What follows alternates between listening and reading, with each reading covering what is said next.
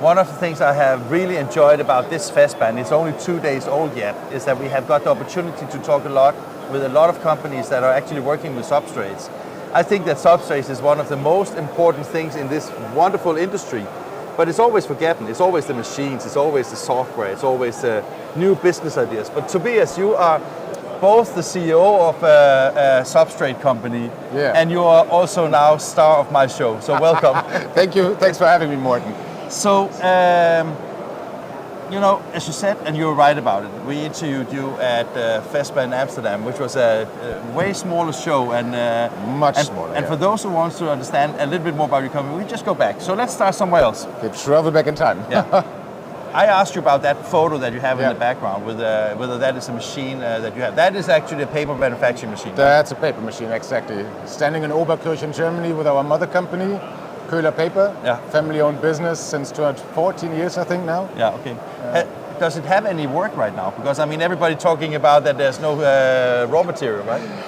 Luckily, we are extremely busy, so we have a few more paper machines, not only this one, and all of them are fully booked. Okay, but so is the paper crisis over now, or? No, it's not. So I think we're still going to suffer with that for the next, I don't want to look into the glass ball, but 3-5 years down the road, since with the crisis, or well, that's not a crisis. We're first at the pandemic. Now we have the war in the Ukraine with Russia. And high inflation as a result, which of course, and I think that one of the things that maybe came a little bit as a surprise to many was maybe that, you know, you had the decrease in demand during the pandemic, and then suddenly the demand came back very rapidly, right? Exactly, so a lot of industries had difficulties actually adjusting to it, right? Yeah, but like I said, so we're very lucky with our mother company, Köhler Paper, since they know logistics extremely well. Supply chain is really literally, like sublimation is in my DNA, supply chain is in their DNA. And we've been very lucky with all the products Köhler is producing that could go through the pandemic very, very well. So it wasn't that now there's a peak coming up, since we've been always busy through the pandemic as well. Be it in sublimation, printing, of course, then also all the other products Köhler is producing. But I mean, you're still depending on that basic supply of pulp, and you're still on truck drivers, and you're still depending on all the elements and the ingredients that you need for that, regardless of segment, right? Absolutely, but let's say we have very long-term partnerships with all our suppliers, and like for us, our customers at the end of the day. So we try to be on long-term, so we're not buying at the cheapest place, so we try to be fair to everybody. And trees, they happen to grow the same pace regardless of wars, inflation, and COVID, right? Exactly, and luckily they're still growing, and they don't have COVID, they're not taking holidays, they're just growing. So that's the good thing on that. No, but seriously, it's been a challenge for all, I think, in the paper industry, or in everything where you have a supply chain, it's a challenge. We have a lot of truck drivers missing in Europe, since of course there were a lot of Ukrainian truck drivers, they're all now in war. The boats, the vessels, the containers, then Shanghai Harbor gets closed. So it's one curveball after the other for logistics. It's just a fantastic opportunity to actually get through, right? Well, I think everybody is very happy once we get through, but I think this will still continue for quite some time. When you say sublimation paper, and we talk about this particular segment, which is like evident here on FESPA, of course, from your perspective, is that like a great opportunity for continuing growth in this segment, or will it change? Because I mean, if you look at some of the digital technologies like inkjet, it might be something that develops into some of the things that today is. How do you see the market in that perspective? I think it's still growing over the next couple of years. So I think it's been growing since I'm in the industry. It's like 2005, so it's always continuously growing, and there's still a high demand. So first of all, we have the fast fashion industry. Then of course a lot of things are shifting from the traditional into digital as the demand is lower. Everybody wants to have something unique. So there will always be continuous growth. Textile is a very popular media also for advertisement, since if you have to print a PVC banner, 500 grams, whatever, you have to ship that. That's very expensive, especially right now with the logistics cost. If you do this and that's all fabric, you just fold it. Is that all fabric? Printed on fabric. Oh yeah, I can see that now. It's just hanging down from the wall. Exactly, and you just fold it together and literally put it into an envelope A4, and you just ship it. It's just nothing. But so another thing I would like to ask you, because we agreed that we should change a little bit of the topic that we started talking about. So will you and your competition survive the crisis that we are in now? I think so. Or will there be victims? I hope so, that nobody will literally disappear out of the market, since competition is always good. So I enjoy competition, since competition makes you stronger. Yeah. You have to be creative to find something new. But competition's also, I mean, there's an end goal, not for monopoly, of course, but there's a... Well, I wish that would be nice, actually. But I mean, basically, it's about market share, and I'm just saying that in all markets, you see that there's, I wouldn't say there is a maximum that you can achieve of sale, but there's always like, you know, especially when you have investments with machines that are, I take this is a very expensive machine, and I take that creating a paper factory and supply chain and all that things are expensive. At some point, the volume gets to a point where it's not feasible to do anymore. So I was just thinking that you have seen already now that what's the Swedish company that withdraw from production? I can't remember now the name. But I mean, there are paper mills that have simply withdrawn from the graphic arts industry, right? Yeah, a lot of people are getting out of the industry since right now, especially in the crisis with all the energy costs going up, gas, electricity. Yeah. Of course, some paper mills already shut down. Yeah. Luckily, not our competitors, so that's good for them and good for us. Yeah.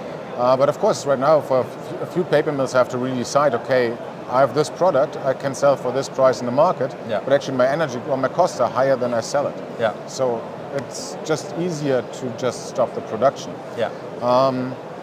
It depends a little bit on the product mix, what you're selling. Yeah. So if you're only focused on one specific product at a low price or a really low consumable, problem. But luckily also we have a lot of our customers are also our partners, so they also understand that we have to increase prices, that there's an energy surcharge nowadays, and they're luckily also really understanding on that. Of course, nobody likes a price increase, nobody likes extra charges, but they understand since it's everywhere like that. But I think also this is maybe the first time in a very long time for the printing industry where they have been able to, for the majority, to pass on the price increases to the customers, and everybody understands this mechanism, right? So I think that's maturing the market basically, because I mean, if you look at, I saw statistics that was published in the fiscal reports of UPM, and basically, if you see the tonnage prices on different types of paper, Europe has been much lower than China for some time, and actually only America now is higher than the rest of the world, right? So at least from their perspective. Yeah, I didn't read that report, to be very fair, but I think well, Asia still has lowest prices to a certain point of view. Okay.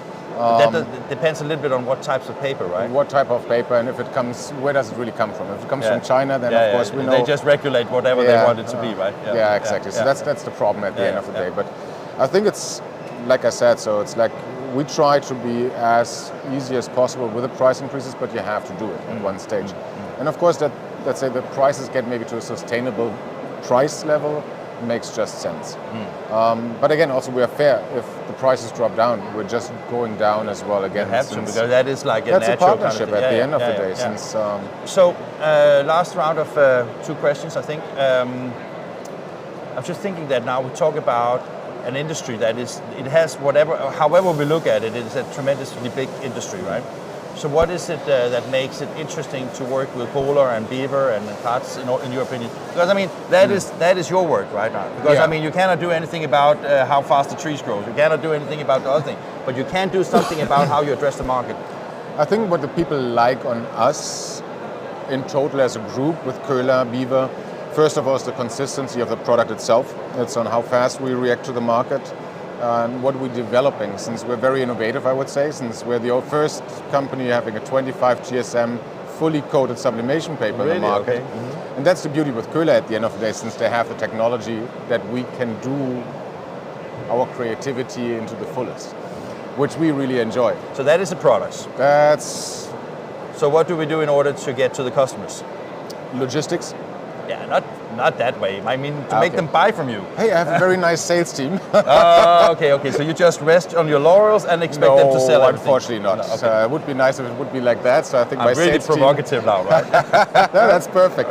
Now, I think we deliver good service. We deliver knowledge to the market. So if a customer runs into troubles, we have an application engineer or print lab manager who can dial in the paper for the application, for the printer, for the inks they're using. So we're helping a lot as well. If a customer wants to invest, we also try to help them to go into the right direction.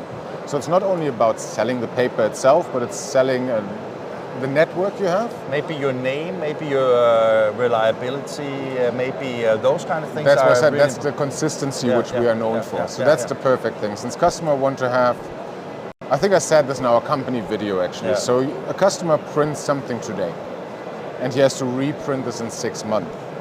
So if he buys a roll now and another roll in 6 months, he will still get the same product and the same result. And that's the most important thing. So consistency is just what the industry needs. Since you don't want to buy, I don't name it, I just don't say a country right now, that's okay, but you just don't want to open your container and see what's in. Yeah. And you don't want it's a little bit late to only realize it when you get it, right? Yeah, exactly. That's the problem. So yeah. I always go with a little bit the Chinese cookie. Yeah. If you open up the 40-foot container, the fortune or non-fortune cookie. Yeah, right? exactly. You know what I mean. Yeah, that's great. No, but I think this is the most important thing for everybody. If you're in the fashion industry, if you're in the sports apparel industry, they need the consistency at the end of the day. And this is what we're good at. And you deliver. Yeah, exactly. Morten. Thank you very much. Always good seeing you. Good to Absolutely. see you. I have one more question actually. Yeah. Yesterday that was white. Today it's yellow, orange. So to be very brutally honest, comes from, I don't know actually the brand, but I was with a good friend and ex-employee who is now retired. We were strolling through his hometown and we went into a boutique. And I saw all the suits there and I liked it. So it now become your personal brand, that's what you're saying, Yeah, right? a little bit, yeah. So I asked the owner, I was like, can I buy that? And he was like, I have a few here, just take them. Okay. So I like them, I use them. Luckily, all my other colleagues are wearing the Köhler paper logo. I don't wear it today. So you don't have to. Yeah, exactly. Morten, again, cheers. Nice having you. Yeah, likewise. Wasn't this fun? He asked for some provocative questions. I delivered, I think. Or he delivered, actually. And we have a heading to the last interview of today. No? Second last, I'm just being told. Chica, where are we going now?